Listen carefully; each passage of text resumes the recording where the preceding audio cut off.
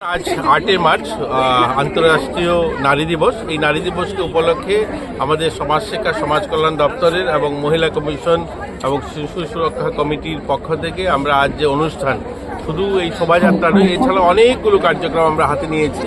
প্রথমত cycle rally হলো, এখন এই আমাদের যে শোভাযাত্রা বেরিয়েছে, এছাড়াও বিভিন্ন দপ্তর, শিক্ষা দপ্তর, আরক্ষা দপ্তর, আর সমস্ত সরকারি যতগুলো দপ্তর রয়েছে প্রত্যেক দপ্তর কোনো না কোনো কার্যক্রম হাতে নিয়েছে।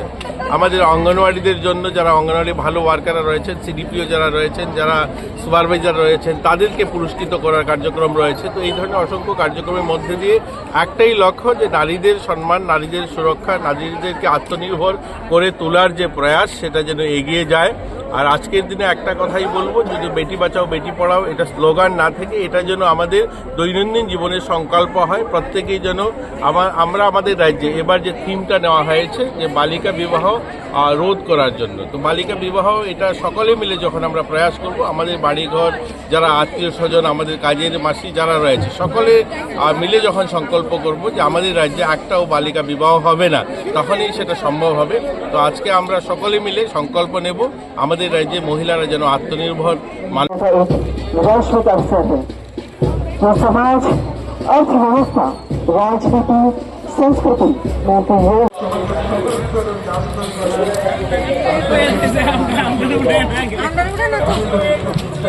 আজ ৮ মার্চ আন্তর্জাতিক নারী দিবস। এই নারী দিবসকে উপলক্ষে আমাদের সমাজ শিক্ষা সমাজ কল্যাণ দপ্তরের এবং মহিলা কমিশন এবং শিশু সুরক্ষা কমিটির পক্ষ থেকে আমরা আজ যে অনুষ্ঠান, শুধু এই শোভাযাত্রা নয়, এছাড়া অনেকগুলো কার্যক্রম আমরা হাতে নিয়েছি।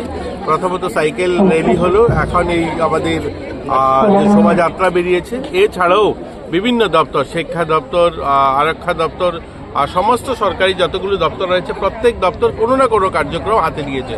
আমাদের অঙ্গনওয়াড়িদের জন্য যারা অঙ্গনওয়াড়ি ভালো ওয়ার্কাররা রয়েছেন, সিডিপিও যারা রয়েছেন, যারা সুপারভাইজার রয়েছেন, তাদেরকে পুরস্কৃত করার কার্যক্রম রয়েছে। তো এই ধরনের অসংখ্য কার্যক্রমের মধ্যে দিয়ে একটাই লক্ষ্য, যে নারীদের সম্মান, নারীদের সুরক্ষা, নারীদেরকে আত্মনির্ভর করে তোলার যে প্রয়াস, সেটা যেন এগিয়ে যায়।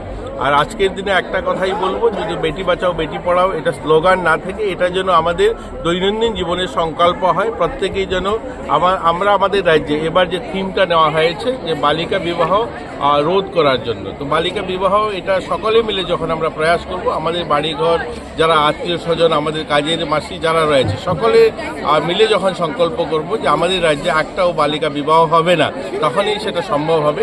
তো আজকে আমরা সকলে মিলে সংকল্প নেব আমাদের রাজ্যে মহিলারা যেন আত্মনির্ভর समाज अर्थव्यवस्था राजनीति संस्कृति